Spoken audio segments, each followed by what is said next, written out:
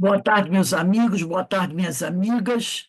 Nós estamos aqui na Sociedade de Estudos Espíritas Francisco de Assis, hoje é 4 de julho de 2025, né? E nesse horário nós iniciamos o estudo dessa obra de Allan Kardec, O Livro dos Médiuns.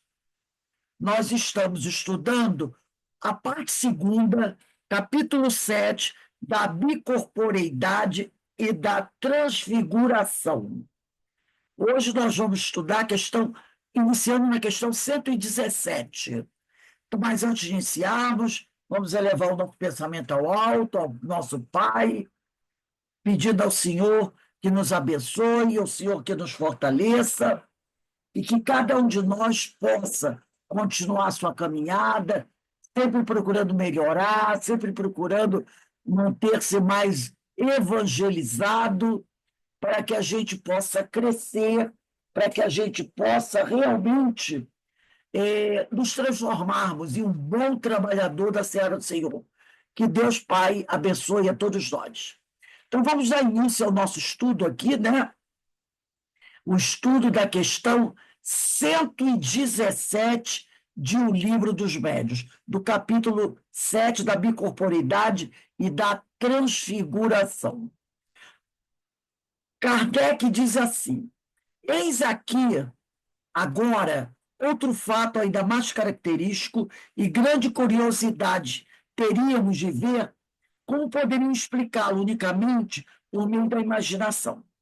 Trata-se de um senhor provinciano que jamais quisera casar-se, malgrado as instâncias de sua família, que muito insistira notadamente a favor de uma moça residente em cidade próxima, e que ele jamais vira. Um dia, estando no seu quarto, teve a enorme surpresa de se ver em presença de uma donzela vestida de branco e com a cabeça ornada por uma coroa de flores. Disse-lhe que era sua noiva, essa jovem. Estendeu-lhe a mão. Ele tomou nas suas, vendo-lhe num dos dedos um anel. Ao cabo de alguns instantes, desapareceu tudo. Surpreendido com aquela aparição, depois de se haver certificado de estar perfeitamente acordado, inquiriu se alguém ali estivera durante o dia. Responderam-lhe que na casa pessoa alguma fora vista. Decorrido um ano, cedendo a novas solicitações de uma parenta, resolveu-se a ir ver a moça que lhe propunham. Chegou à cidade onde ela morava no dia da festa de Corpus Christi. Voltaram todos da procissão e uma das primeiras pessoas que lhe surgiram ante os olhos, ao entrar ele na casa onde ia, foi uma moça que lhe não custou reconhecer uma mesma que lhe aparecera. Trajava roupa tal qual a aparição, porquanto esta se verificara também num dia de Corpus Christi. Quando ele viu a moça na casa dele, também foi no dia de Corpus Christi. Ficou atônito, e a mocinha, por seu lado, soltou um grito e sentiu-se mal. Voltando assim, disse já ter visto aquele senhor um ano antes, em dia igual ao em que estavam. Realizou-se o casamento. Na época era comum isso, né? O homem, a mulher casar com o marido que ela nunca tinha visto na vida. Isso ocorreu em 1835, época em que ainda se cogitava de espíritos acrescendo que ambos os protagonistas do episódio são extremamente positivistas e possuidores da imaginação menos exaltada do que a do mundo. Então, em 1835, podemos dizer 22 anos antes da publicação de O Livro dos Espíritos, que foi em 1857, a primeira edição. Né? Ninguém vai poder dizer que foi influência da obra de Kardec. Dirão talvez que ambos tinham espírito despertado pela ideia da união proposta, que essa preocupação determinou uma alucinação. Então, pode ser, né?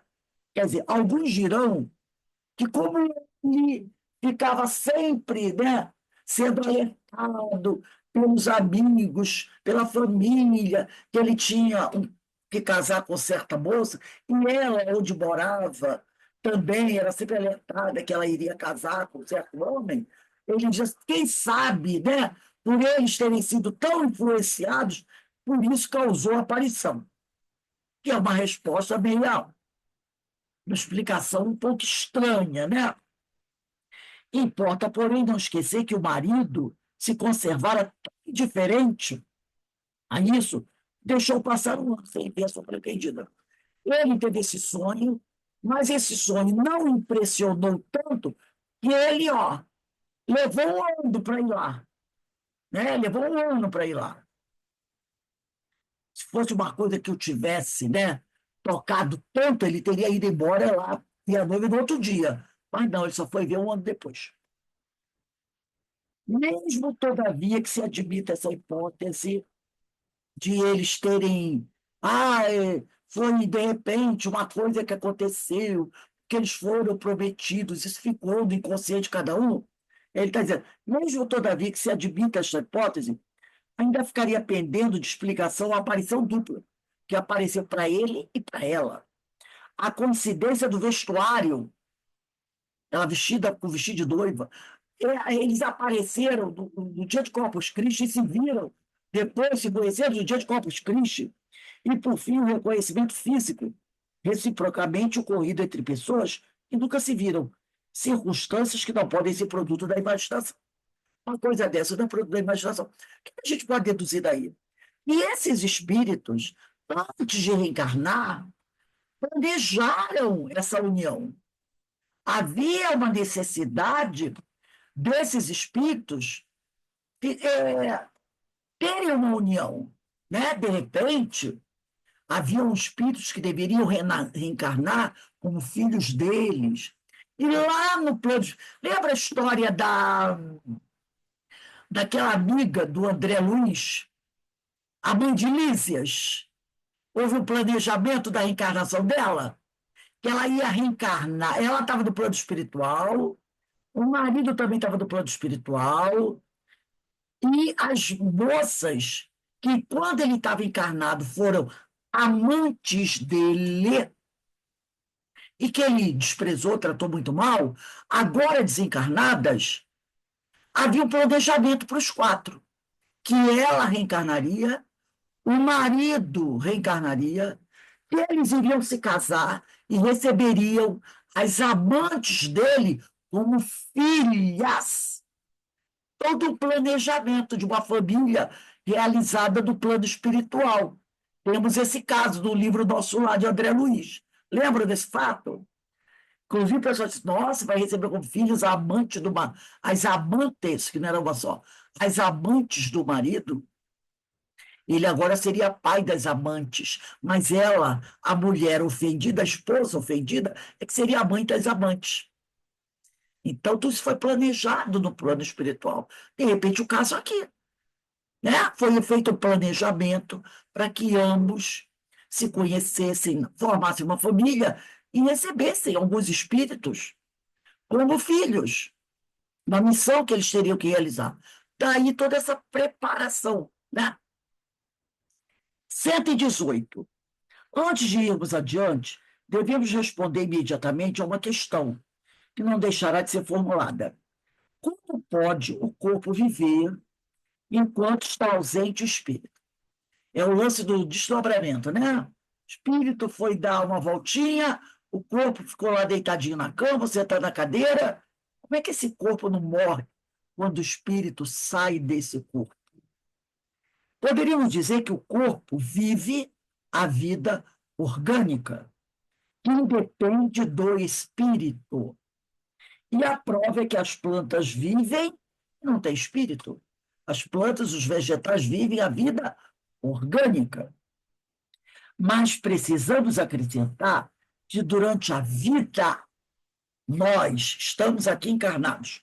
Nunca o espírito se acha completamente separado do corpo, porque nós temos o nosso perispírito, e quando estamos encarnados, mesmo a gente desdobrando e dando uma voltinha, o nosso espírito está ligado ao nosso corpo pelo perispírito, por uma extensão do perispírito. Porque quando a gente vai dar a voltinha no plano espiritual, o espírito segue com o seu perispírito. Mas esse perispírito deixa uma extensão ligada ao corpo, tá? Aí ele diz aqui, do mesmo modo, que alguns médios videntes, os espíritos reconhecem o espírito de uma pessoa viva por um rastro luminoso, que é a extensão do perispírito, o famoso cordão de prata, né? Que termina no corpo, fenômeno que absolutamente não se dá quando o eixo está morto, porque então a separação é completa, tá? Então, o médio vidente, quando ele olha para o espírito, ele sabe se ele está encarnado ou desencarnado. Se, no plano espiritual, esse médio vidente, também desdobrado, vê um espírito com esse facho luminoso, que é o cordão chamado de prata, que é uma extensão do perispírito, ele sabe que aquele espírito é encarnado, por causa dessa extensão que é luminosa. Agora, se o espírito não tiver, ele está desencarnado, tá? A mesma forma, os espíritos do plano espiritual reconhecem quem está encarnado e quem está desencarnado. Por meio dessa comunicação entre o espírito e o corpo, é que aquele espírito recebe aviso, qualquer que seja a distância que se ache do corpo, da necessidade que este possa experimentar da sua presença, caso em que volte ao seu invólucro com a rapidez do relâmpago.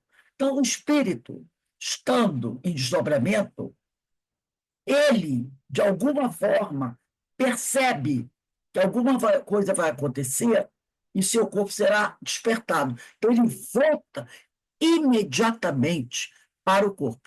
Às vezes, dependendo da rapidez da volta, pode até trazer um pouquinho de desequilíbrio para a gente. Por isso que não se recomenda acordar pessoas abruptamente, não é? Porque o espírito volta muito rápido. E isso, às vezes, deixa a gente sentindo mal, não é? Uma pessoa acordada, você acorda, você se sente assim, um mal-estar. Às vezes passa o dia todo com dor de cabeça. Já aconteceu isso com vocês? Comigo já aconteceu. De ter sido acordado assim de uma forma muito rápida. E eu senti aquele mal-estar por esse despertar muito violento, passar o dia todo com dor de cabeça. Então, se recomenda isso. A gente não tem, a gente tem essa mania, né? A pessoa está dormindo, chegar e gritar do lado, para ver a pessoa acordar, tomar um susto e acordar. A gente não deve fazer esse tipo de coisa. Aí ele diz aqui: daí resulta que o corpo não pode morrer durante a ausência do espírito. E que não pode, a não ser aquele caso da pessoa que infarta dormindo, mas aí o espírito está ali, ela infartou dormindo, né? Mas são exceções, tá, gente? Não vai falar aqui das exceções. Então ele diz aqui: daí resulta que o corpo não pode morrer durante a ausência do espírito, e que não pode acontecer que este, o espírito, ao regressar, encontre a porta fechada. Já pensou? O espírito está voltando e morreu, não posso voltar. Encontra a porta fechada, conforme é dito alguns romancistas, em histórias compostas para recriar. Vamos pegar aí rapidinho o Livro dos Espíritos? Eu esqueci de pedir a vocês. Vamos abrir da questão 400.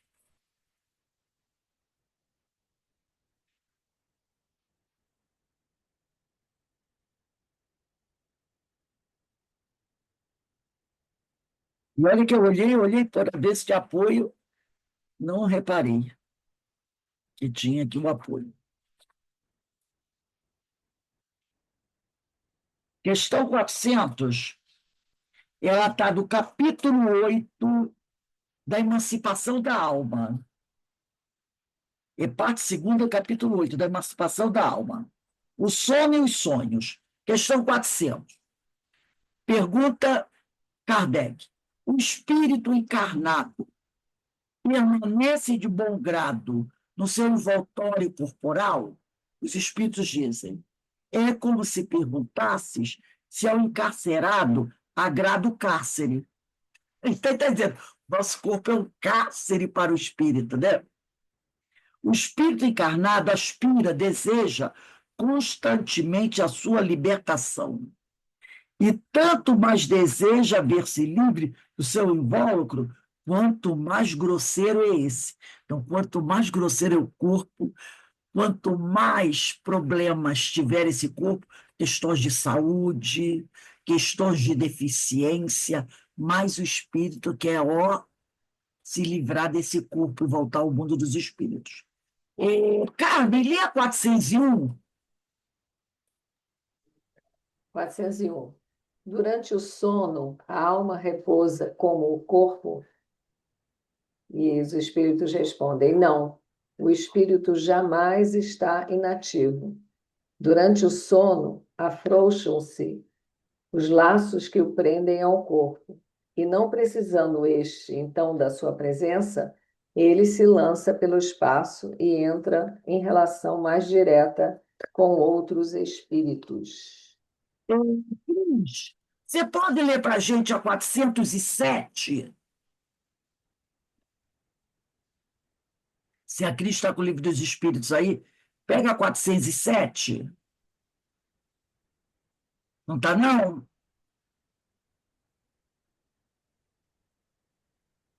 Dulcineia, você está com o livro dos Espíritos aí? Tô sim, Pega a 407 aí. sim. É necessário o sono completo para a emancipação do espírito? Aí os espíritos respondem: não. Basta que os sentidos entrem em torpor para que o espírito recobre a sua liberdade. Para se emancipar, ele se aproveita de todos os instantes de trégua que o corpo lhe concede, desde que haja prostração das forças vitais. O espírito se desprende, tornando-se tanto mais livre quanto mais fraco for o corpo. No caso da pessoa debilitada, né? Vamos voltar aqui para 119 do Livro dos Médiuns. Voltemos ao nosso assunto. Isolado do corpo, o espírito de um vivo. E 119? Não, é 119 do Livro dos Médiuns. Isolado do corpo, voltemos ao nosso assunto. Isolado do corpo, o espírito de um vivo pode, como de um morto, mostrar-se com todas as aparências da realidade. Demais, pelas mesmas causas que hemos exposto, pode adquirir momentaneamente tangibilidade.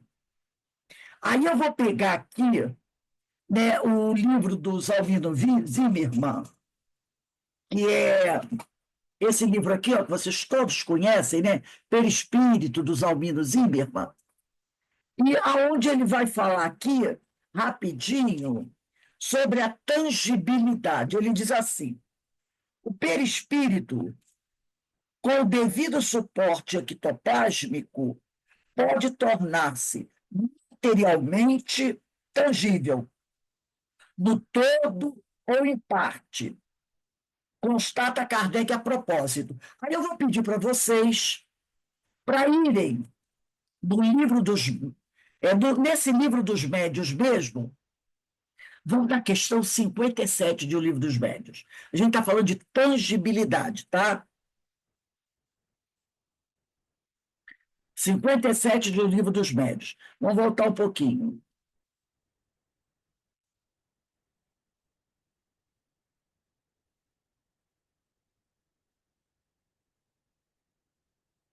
Aqui. Todo mundo achou, né? Está na parte segunda, capítulo 1, da ação dos espíritos sobre a matéria. Mas deixa a 119 lá marcadinha, tá? Para não perder. A gente está na 57 de O Livro dos Médios. Voltamos à natureza do perispírito, pois que isso é essencial para a explicação que temos de dar. Dissemos que, embora fluídico, o perispírito não deixa de ser uma espécie de matéria, o que decorre do fato das aparições tangíveis a que volveremos.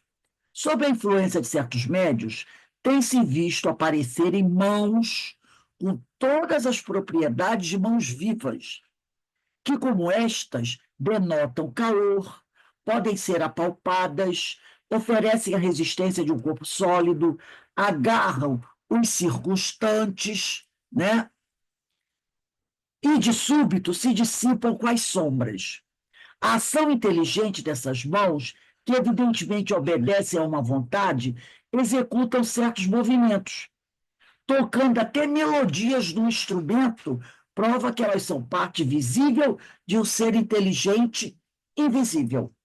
A tangibilidade que revelam a temperatura, a impressão, em suma, que causam aos sentidos, porquanto se há verificado que deixam marcas na pele. Tem gente que leva tapa de espírito, que dão pancadas dolorosas, que acariciam delicadamente, provam que são de uma matéria qualquer. Seus desaparecimentos repentinos provam, além disso, que essa matéria é evidentemente sutil e se comporta como certas substâncias que podem, alternativamente, passar do estado sólido ao estado fluídico e vice-versa, né? Então, nós podemos dizer que a tangibilidade, gente, é uma propriedade inerente ao perispírito. Ela surge clara dos processos em que ocorre uma concentração ectoplásmica, que é uma materialização completa, né, parcial de espíritos. Então, é o fluido. Aí é o fluido. Então, nessa questão, vou voltar aqui a 119, tá? Estou voltando para 119. Então, você pode botar aí do lado da 119, questão 57 do Livro dos Médiuns, que lá na 57, ele explica a tangibilidade. Aí ele diz aqui, voltei para 119. Este fenômeno, conhecido pelo nome de bicorporeidade, mas que também é chamado de bilocação, é o desdobramento, tá? Então, nós temos que tomar cuidado com o seguinte: bilocação, bicorporeidade, desdobramento é a mesma coisa. Vocês podem botar aí, ó. Bicorporeidade é igual a bilocação ou desdobramento. É o mesmo vocábulo, é o mesmo sentido, mesmo vocábulo não, é o mesmo sentido, tá?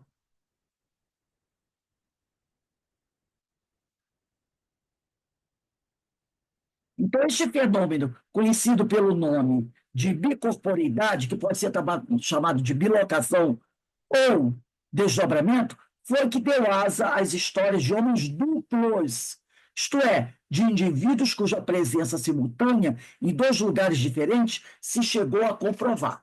Agora, a gente vai voltar para o nosso livro dos Espíritos. Vamos lá nas questões 92 e 92A. 92, Livro dos Espíritos, e 92A. Anotou lá na 119 também. 92 e 92A. 92, parte segunda, capítulo 1 dos Espíritos. Kardec pergunta: tem os espíritos, olha só, o dom da ubiquidade? Opa, peraí. Ubiquidade? Mas o que é essa ubiquidade? Porque bicorporeidade, bilocação, desdobramento é tudo a mesma coisa. Mas aqui na 92, ele está falando de ubiquidade. Então, olha só, tem os espíritos do dom da ubiquidade, porque ele falou o seguinte: este fenômeno, conhecido pelo nome de bicorporidade, foi que deu aso às histórias de homens duplos, isto é, de indivíduos cujas presenças simultaneamente em dois lugares chegou a comprovar. Então, é possível, né, da bicorporidade. O corpo de uma pessoa está na sua casa. Ele aparece em outro lugar. A pessoa diz assim, e se materializa, e todo mundo vê. É o caso do Eurípides Barçanufo, que todo mundo conhece essa história. Você diz, meu Deus, ele está aqui na minha frente. Aí o outro diz assim, não pode, porque ele está dormindo na casa dele, ele está dando aula na escola agora, todo mundo na escola, vendo. né? Vendo.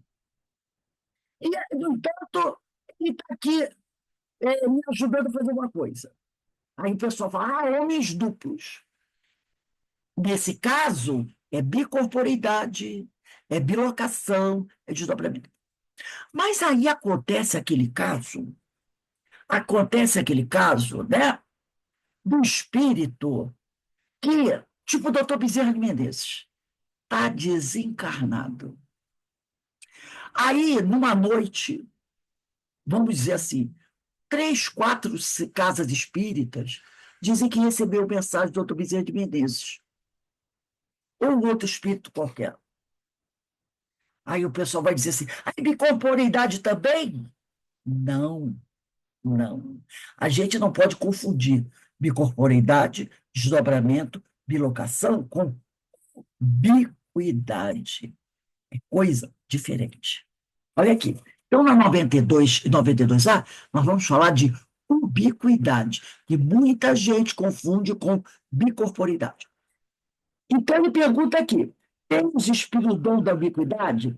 Por outras palavras, o espírito pode dividir-se ou existir em muitos pontos ao mesmo tempo? Eles dizem, o amigo espiritual, não pode haver divisão do mesmo espírito, mas cada espírito, é um centro que irradia para diversos lados. Isto é, que faz parecer estar o espírito em muitos lugares ao mesmo tempo. Vês o sol? É um somente.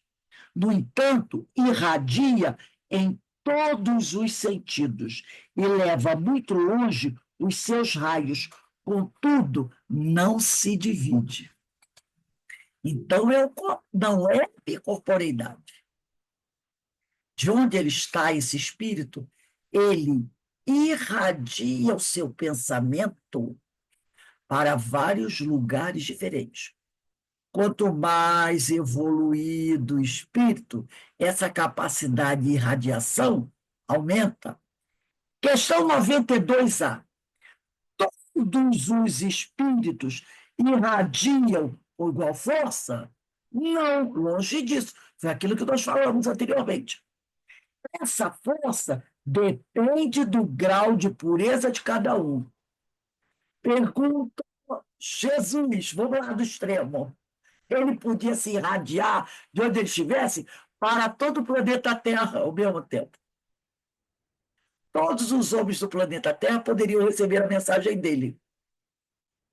Aí eu pergunto assim, vamos lembrar do fenômeno do Sermão da Montanha.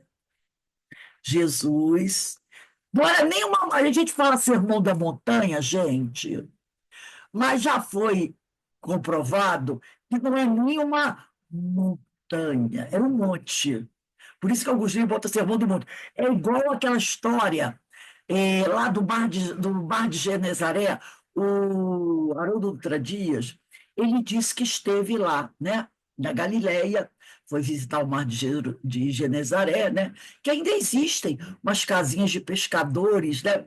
Então, na cabeça dele, quando ele estuda sobre Pedro e outros, né, que moravam ali, à beira que é o lago, né, do mar de Genezaré, ele pensava o quê? Aquelas casinhas que ficavam ali, e tinha aquela faixa de areia, né, grande, e eles iam até lá. Ele disse que quando chegou lá, foi conhecer, logicamente, não era a casinha de Pedro Mar, né, gente, pelo amor de Deus. Aquelas casinhas daquele pessoal pobre que vão ali. Ele disse que olhou. Eu disse assim, ele ficou chocado, porque na cabeça dele, ele imaginou aqueles barraquinhos e aquela grande faixa de areia branca e o mar. Não, é aquela barraquinha, aquele barraquinho daquele pessoal pobre, abre a porta, dá 2 passos, vai estar dentro do lago. Ele disse que, assim, que na cabeça dele ele fantasia. A gente fantasia quando fala de o lago, né, de Genezaré, o mar da Galileia. Gente, não, é que aqui no Brasil não tem, né?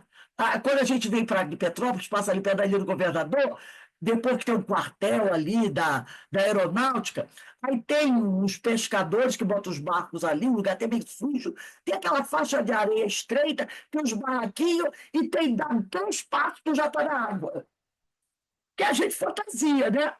Então, é, a gente tem essa capacidade de ficar ali imaginando. Agora, vamos imaginar Jesus, Sermão da Montanha. O pessoal pensa logo na montanha, como essas que a gente tem aí no Rio de Janeiro, né? Que é aquelas montanhas imensas, aquelas... Não, era um monte que nem era muito alto. Agora, o número de pessoas que foram ouvir Jesus foi uma multidão.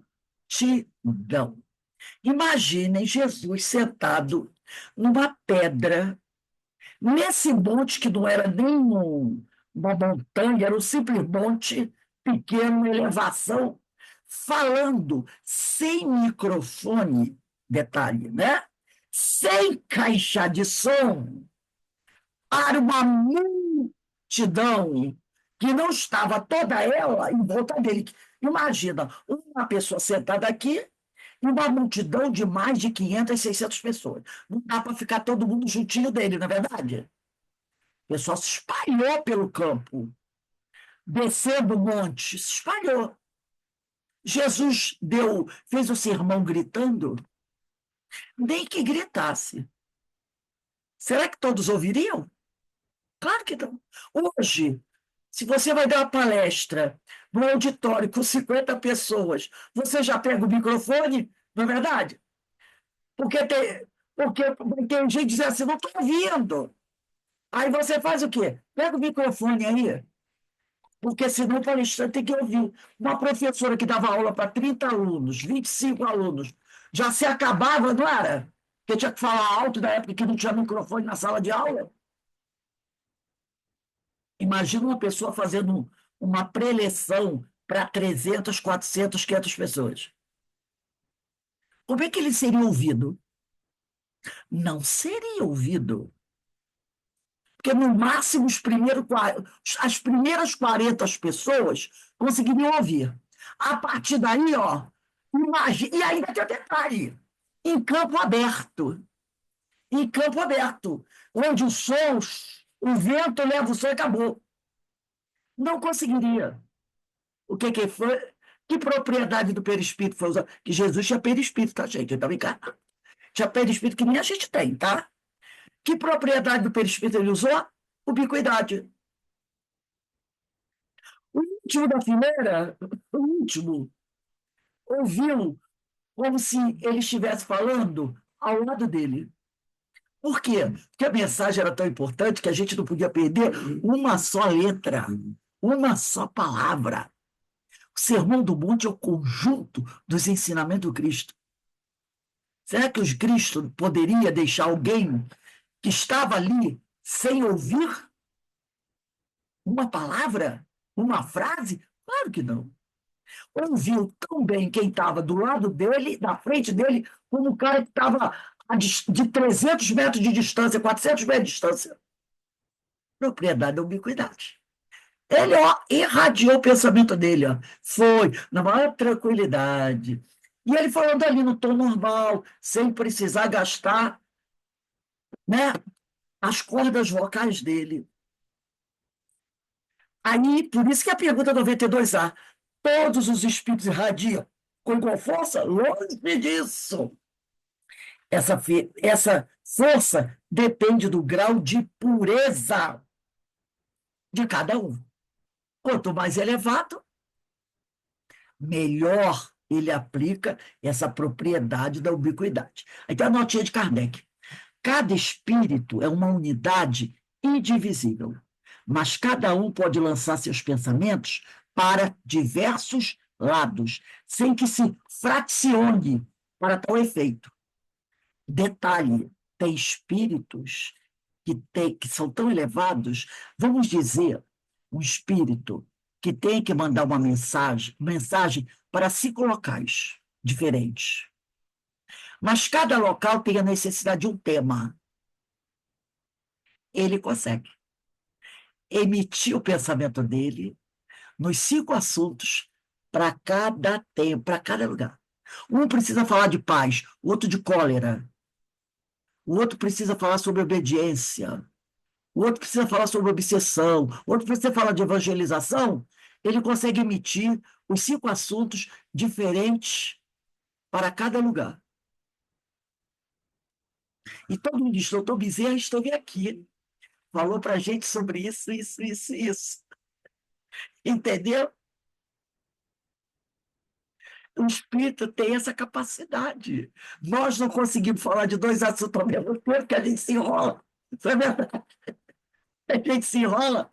Então, diz aqui, cada espírito é uma unidade indivisível, mas cada um pode lançar seus pensamentos para diversos lados sem que se fracione esse pensamento para tal efeito. Nesse sentido, unicamente, é que se deve entender o dom da ubiquidade atribuída aos espíritos.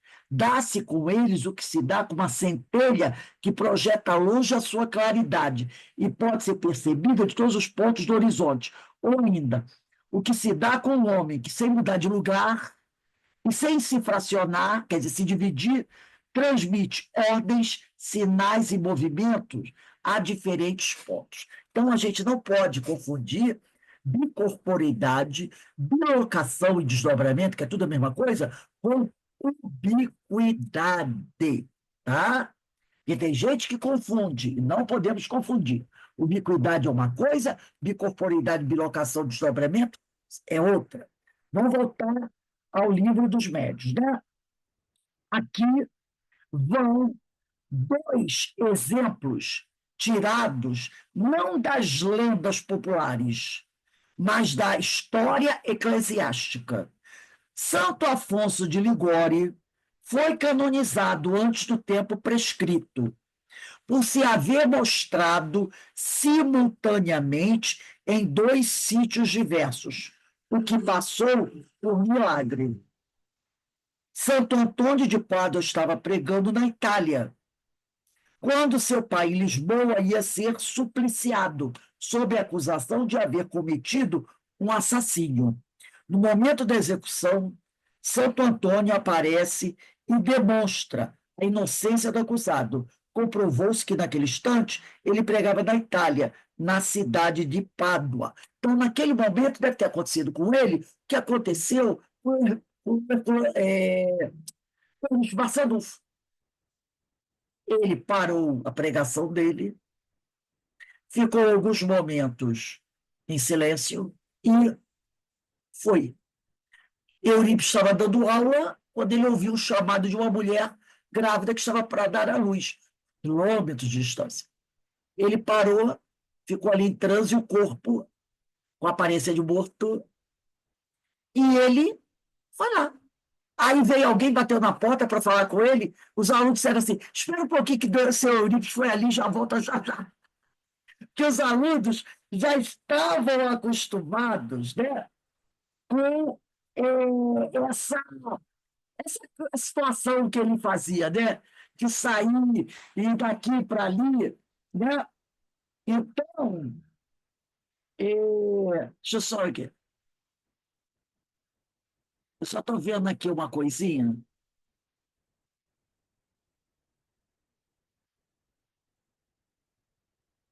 Tá.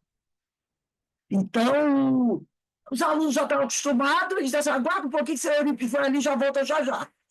Né? E o corpo dele fica ali, porque ele não pode falar com ninguém, ele não pode dar atenção a ninguém. Isso está o corpo. O espírito, que é a inteligência, foi. Como é que o corpo vai travar de conversa com alguém? Vamos dizer que fosse o diretor querendo falar com ele, o diretor da escola. Então, ele não vai conseguir falar com o Eurípides, porque a mente pensante não está ali nesse momento, saiu. Ali só está o quê? O corpo, a matéria. E essa matéria não tem inteligência para dizer assim, ó, tudo bem, vou deixar que depois eu passo lá da tua sala para bater um papo com você.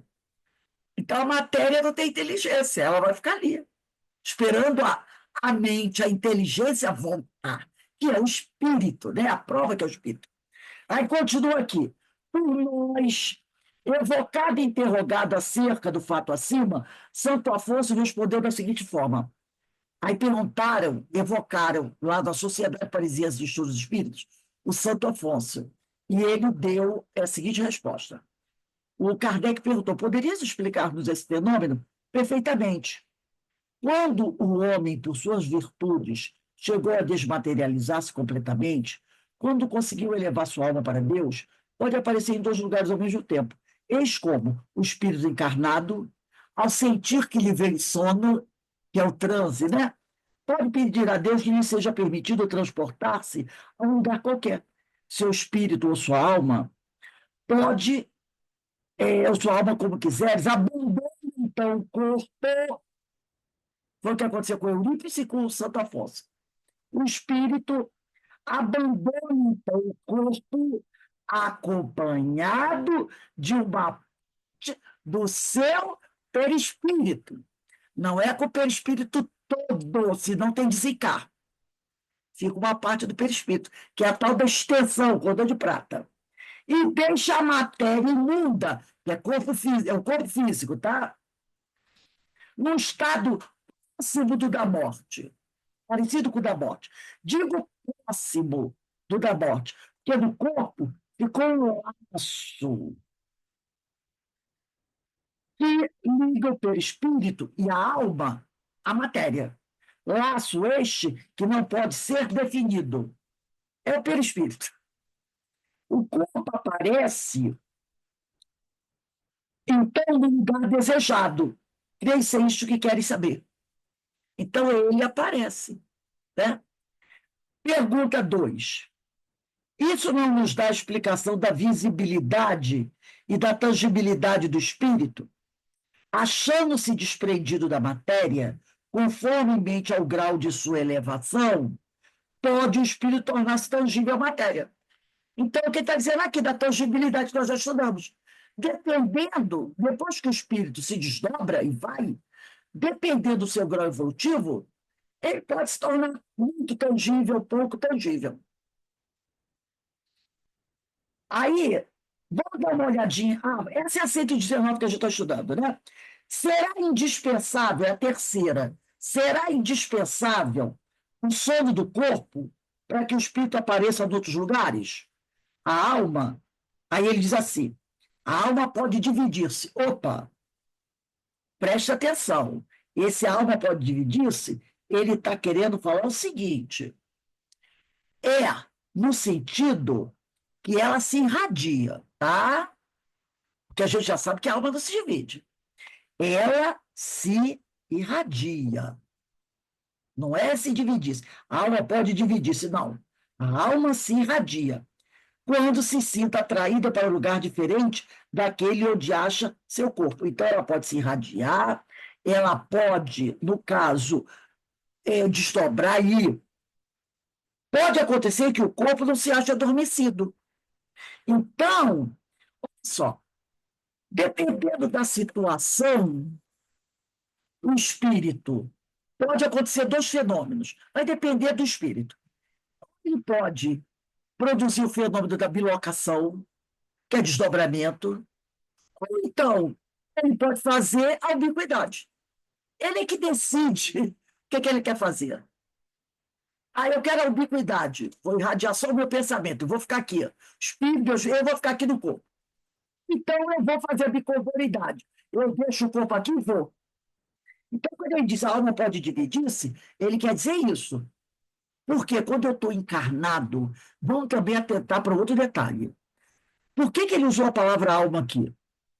Porque Kardec disse que quando você está encarnado é alma, quando você está desencarnado é espírito. Por isso que ele não usou a palavra alma, tá? A alma pode dividir-se, quer dizer, o espírito ele pode fazer o que ele quiser. Ou bilocação, ou bicorporeidade.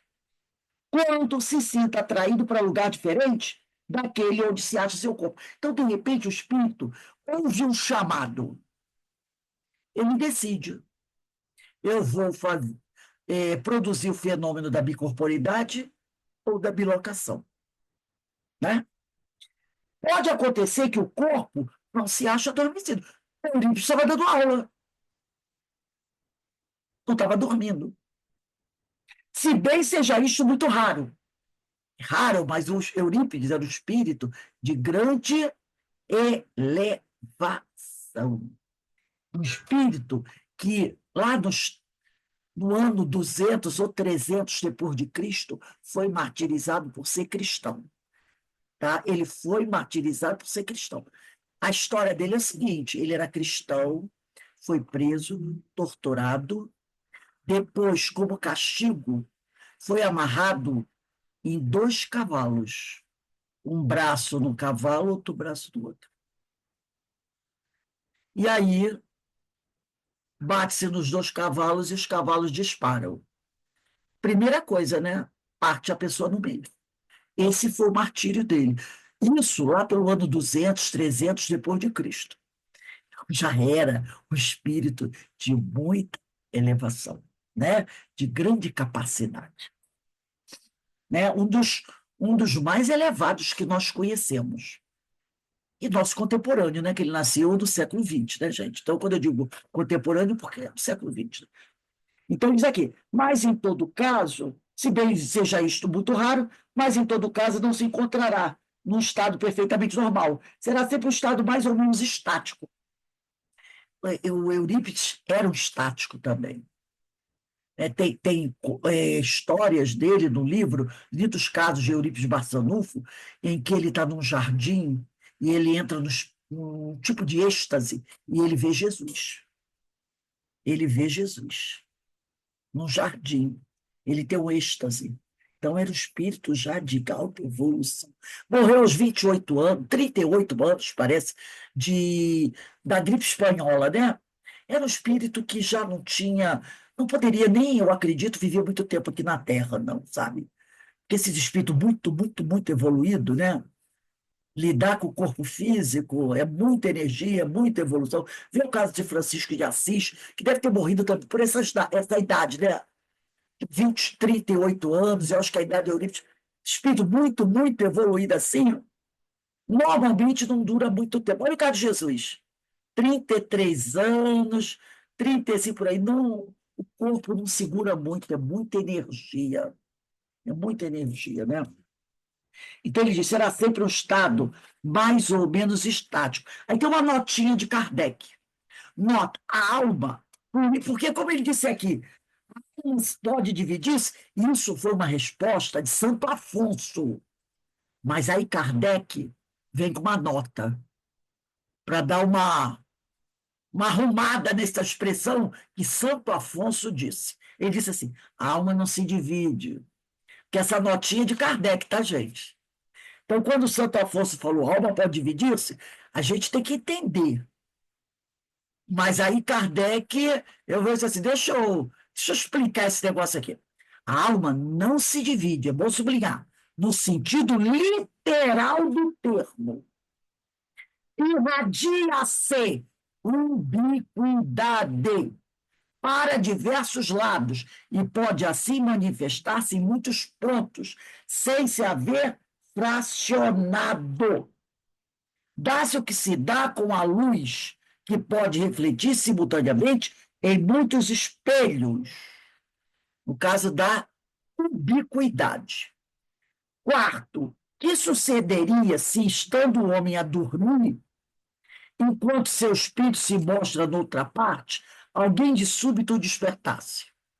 Isso não se verificaria, porque se alguém tivesse a intenção de o despertar, o espírito retornaria ao corpo, prevendo a intenção, porquanto o espírito lê os pensamentos. Mas, mesmo assim, a coisa é tão súbita que o corpo acaba se ressentindo, às vezes, dessa chegada brusca do espírito. Nota de Kardec.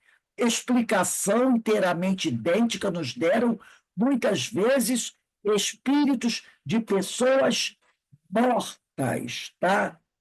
Espíritos de pessoas mortas ou vivas. Santo Afonso explica o fato da dupla presença, mas não a teoria da visibilidade e da tangibilidade. Então, a pessoa não vai morrer, tá? Não vai morrer, mas e dá um efeito orgânico, a gente sabe que dá. E dá um efeito orgânico. Quando A coisa é muito abrupta, né? Gente, vamos parar aqui.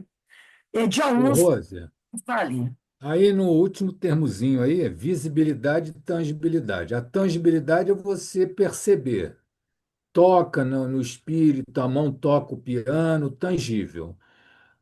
A visibilidade é quando a gente permite ver o espírito. Eu vou ler agora aqui, deixa eu fechar aqui. Eu vou ler agora no livro Perispírito de Albindo Zimmermann sobre a visibilidade. Eu já estava aberto até na visibilidade. Isso é o. Eu ia perguntar isso mesmo, Alberto. Você falou muito bem. Do jeito que a Rose vai explicar agora, que eu não tenho esse. O perispírito é completamente invisível aos olhos físicos. Não é para os espíritos. Eles podem ver. Os menos adiantados percebem o corpo espiritual de seus pares, captando-lhe o aspecto geral. Já os espíritos superiores podem prescrutar a intimidade perispirítica de desencarnados, de menor grau de evolução, bem como a dos encarnados, observando-lhes as desarmonias e as necessidades. Mostram no bem, por exemplo, os trabalhos de esclarecimento espiritual, em que os espíritos responsáveis revelam, por meio dos dialogadores encarnados, a realidade do sofredor, conduzida ao entendimento, ao escutar do seu perispírito e também em sessões de cura, em que os médicos espirituais detectam os sinais patológicos presentes no perispírito do doente. Finalmente, a possibilidade de alguns médios videntes verem o perispírito, muito raros são os que, em verdade, possuem as necessidades, condições para distingui-lo, ainda que eventualmente entre as projeções que formam a aura. Então, a visibilidade, a capacidade que você tem, e os espíritos têm, de ver o perispírito. Entendeu? De ver o perispírito. Visibilidade. Por isso que ele falou, o perispírito nosso é completamente invisível à maioria das pessoas.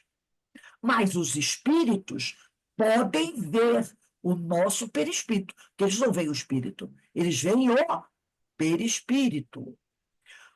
Os menos evoluídos veem o perispírito de forma geral. Já os espíritos superiores podem observar o nosso perispírito com mais profundidade, ver os detalhes que estão ali no nosso perispírito, prescrutar nossa intimidade perispirítica, entendeu? Quanto mais elevado, maior a capacidade do espírito de observar, prescrutar, analisar o nosso perispírito, tá? Quando ele diz aqui, ó, no trabalho da doutrinação, os espíritos responsáveis revelam, contam para os médios dialogadores a situação do espírito ali. Olha, ele é um espírito que está com o perispírito encharcado de fluido alcoólico, entendeu? Essa pode passar para o doutrinador a situação perispiritual daquele espírito que está dando comunicação. Aí ele diz aqui, né, que alguns médios, agora ele está falando do encarnado, alguns médios videntes possuem, têm a capacidade de ver o perispírito de um encarnado e até de um desencarnado, de ver o perispírito. Mas não é uma coisa, um médium vidente que tem essa capacidade de ver o perispírito, isso é uma coisa rara. Não é qualquer um. Né? Por isso ele diz, muito raro são os que, em verdade, possuem as necessárias condições para distingui-lo, ainda que, eventualmente, entre as projeções que formam a aura. Porque, às vezes, você vê a atmosfera psíquica do espírito, mas não vê o perispírito. Então, é raro o médium tem a capacidade de, além de ver a atmosfera psíquica, ver o perispírito. Entendeu? Essa propriedade da visibilidade, da tangibilidade, a capacidade de você se materializar. O espírito se materializa para que você o veja. Pode. Com essa explicação, eu me lembrei do filme, né, do Dr. Fritz com o médium Zé Arigó, que o Dr. Fritz conseguia ver profundamente a moléstia, né, a doença do atendido, né, do paciente, e aí atuava, né, para que pudesse então levar a pessoa a se curar.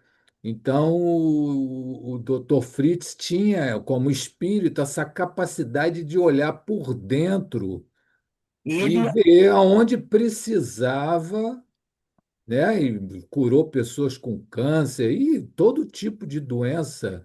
eu tô, Ele um dos maiores médiums de cura que já existiu no mundo, Zé Arigó. O único espírito, o único médium no Brasil que teve, que teve assessoria do Dr. Fritz. Dr. Fritz mesmo deu uma mensagem dizendo que o único médium com quem ele trabalhou foi Zé Arigó. Do outro que apareceu dizendo que o meu guia Zé Arigó, não é verdade. Não é verdade. Zé não, Arigó, que o guia é Dr. Fritz. só Zé Arigó. Só Zé Arigó. O próprio Dr. Fritz já viu a mensagem. Ele disse que depois que Zé Arigó morreu, esse trabalho dele acabou aqui. Porque ele não tinha outro médico com a mesma capacidade de Zé Arigó. Zé Arigó era extraordinário. Detalhe, nasceu pobre e morreu pobre, tá? Foi preso. Quando ele estava na cadeia, ele curava os prisioneiros, os guardas que iam lá pedir para ele tratar, e tinha fila na porta da cadeia. Até que o delegado porque ele começou tratando dos presos. Aí depois os guardas também. Ah, estou doente. Aí os guardas iam se tratar com ele. Daqui a pouco tinha fila na porta da cadeia. Aí o delegado só ele.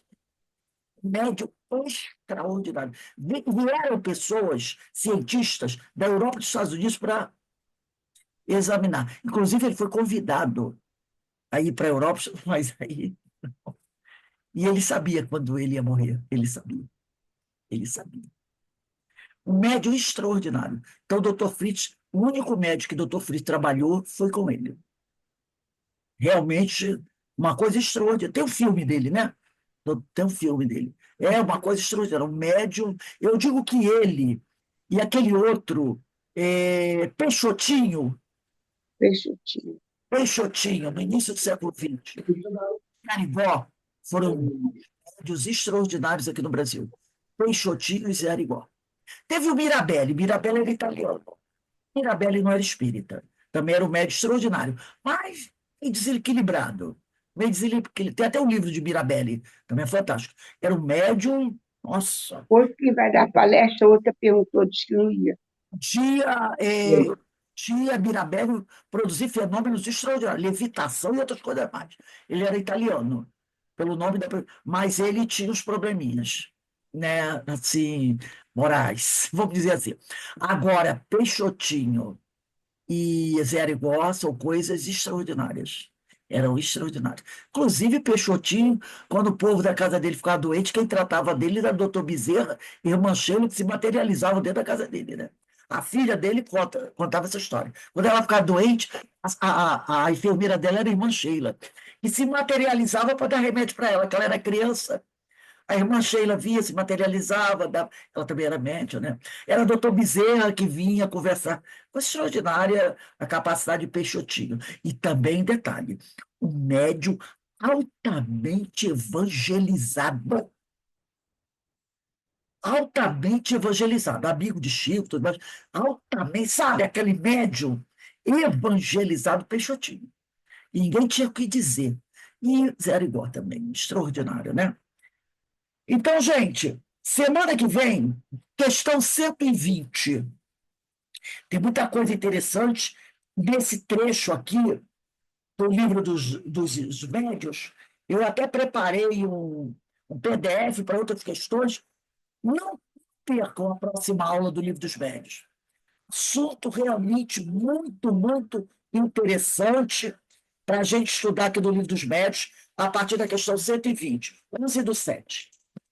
Então, vamos aqui encerrando, né, esse nosso estudo, agradecendo ao Senhor. Deixa eu botar meus livrinhos aqui, porque senão fica depois uma bagunça danada na minha mesa. Agradecendo a Deus, agradecendo ao Senhor pela oportunidade que Ele nos dá de conhecermos esses fatos extraordinários da mediunidade, né? E a gente vai crescendo, gente. Não pensem que isso fica por aí, não. Lembrem-se que quando vocês dormirem e desdobrarem, tem equipes de trabalhos para vocês integrarem, hein? Para trabalhar. Então, tem que estar preparado. Tem que estar preparado, né? Para quando chegar no plano espiritual, Alberto, tu vai ver a equipe de fulano, cabe na de fulano, Ana na de fulano, no cinema, vamos trabalhar, vocês precisam, vamos fazer calo da mão, porque tem muita gente doente. Isso, gente. Vocês acham que a gente está se preparando para quê? Só para... Tem que crescer, evoluir, mas tem que trabalhar. Tem que servir. Lembra que Jesus falou? Eu não vim para servir, para ser servido, eu vim para servir. É a gente também. Nós estamos aqui para servir. Agora, para servir bem, a gente tem que aprender. Né? E nada melhor que com o codificador, esses espíritos maravilhosos, como Hermínio, como Ivone, como Manuel Filomeno de Miranda, para nos ensinarem, né? Então, que o Senhor nos abençoe, nos dê um bom fim de semana, de muita paz, de muita luz. Segunda-feira estaremos de volta. E daqui a pouco, quando for 7 horas, tá, gente? Nós faremos a nossa reunião de irradiação para os nossos irmãos enfermos físicos. Que Deus nos abençoe e nos fortaleça.